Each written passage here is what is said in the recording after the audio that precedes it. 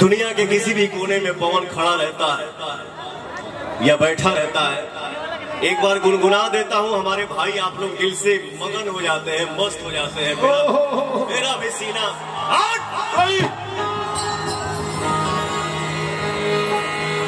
सरदा भवानी राखा सभा बीच पानी, सरदा भवानी राखा सभा बीच पानी, दोनों हाथ जोड़ी पड़ी पैया हो मैया, अब बुधिया के हीन बनी दुखिया में दीन बनी, ना पूरा पढ़नी पढ़ैया मैया।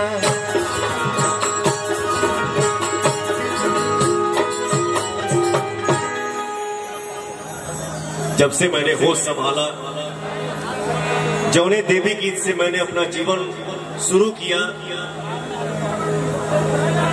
इसी भजन से मैं अपना हर मंच का शुरुआत करता हूं।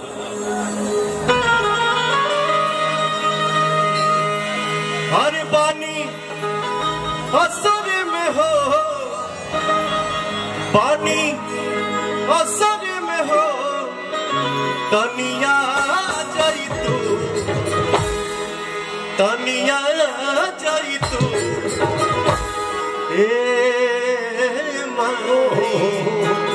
ए माई असभा बीचे लाज के बचा जाई तू, ए माई सभा बीचे लाज के बचा जाई तू। पानी असर में हो, पानी असर में हो, तनिया जाई तू माई सभा बीचे लाज के बचा जाई तू, ए माई सभा बीचे लाज के बचा जाई तू।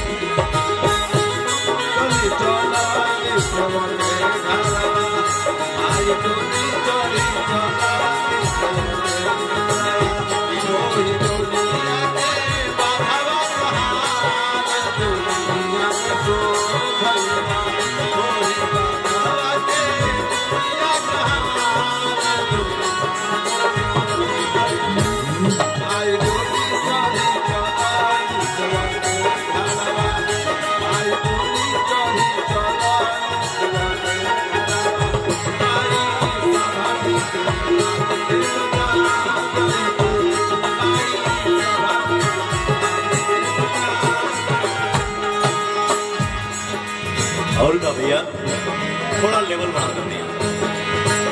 दुनिया बनावे वाली तू ही हो माई, तू ही हो माई हो, तू ही हो माई। दुनिया बनावे वाली तू ही हो माई,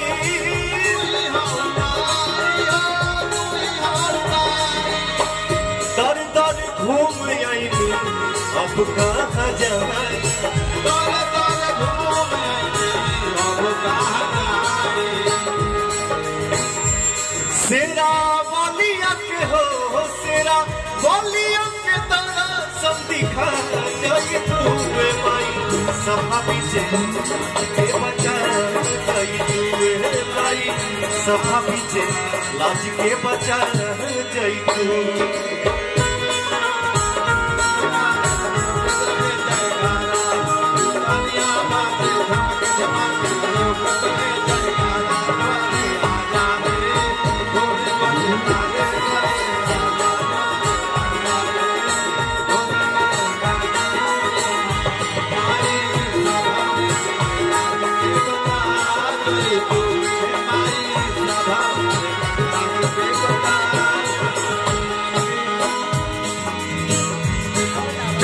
सती सुर सती पार्वती महाकाली, महाकाली पार्वती महाकाली, सती सुर सती पार्वती महाकाली, महाकाली पार्वती महाकाली।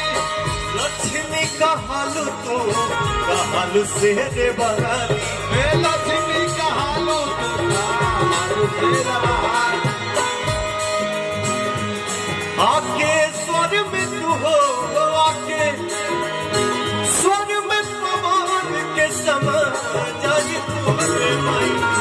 सभा बीचे लाज के बचा जई तू हे माई सभा बीचे लाज के बचा जई तू हे माई सभा बीचे लाज के बचा जई तू हे माई सभा बीचे लाज के बचा जई तू हे माई सभा बीचे लाज के बचा